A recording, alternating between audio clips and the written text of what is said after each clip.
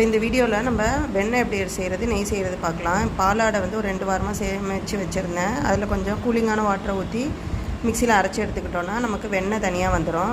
அந்த வெண்ணெய் வேணுன்னா நம்ம அப்படியே எடுத்துக்கலாம், அப்படி வேணான்னா நெய்யாக உருக்கிக்கலாம். இப்போ இந்த வெண்ணெயில் நம்ம நல்லா எடுத்துகிட்டு கொஞ்சம் எக்ஸஸாக தண்ணி வருதுன்னா அதை நல்லா எடுத்து வச்சிட்டோன்னா வெண்ணெய் ரெடி ஆகிடும். அதுக்கப்புறம் வேணான்னா நமக்கு நெய்யாகவும் எடுத்துக்கலாம். இதை உருக்கி நெய் எடுத்துக்கலாம். இப்போ இது ஒரு இரும்பு கடாயில் போட்டு நல்லா உருக்கிக்க போகிறேன். இது வந்து நம்ம சாதா கடாயெல்லாம் போட்டால் சீக்கிரம் அடி பிடிச்சிரும். இதுமாதிரி வெயிட்டான கடாயில் போட்டால் சீக்கிரம் அடி பிடிக்காது.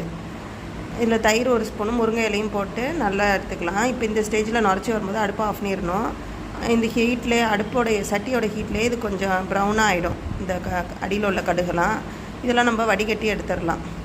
இப்போ வந்து இந்த நெய் நல்லா ரெடி ஆகிட்டு இதை வந்து நம்ம வடிகட்டி எடுத்துருக்கோம். இப்போ இந்த நெய் வச்சுருக்க கிண்ணத்தோட வெயிட் பார்த்திங்கன்னா 100 கிராம் இருந்துச்சு. அது இல்லாமல் நெய்யோட வெயிட் பார்த்திங்கன்னா 300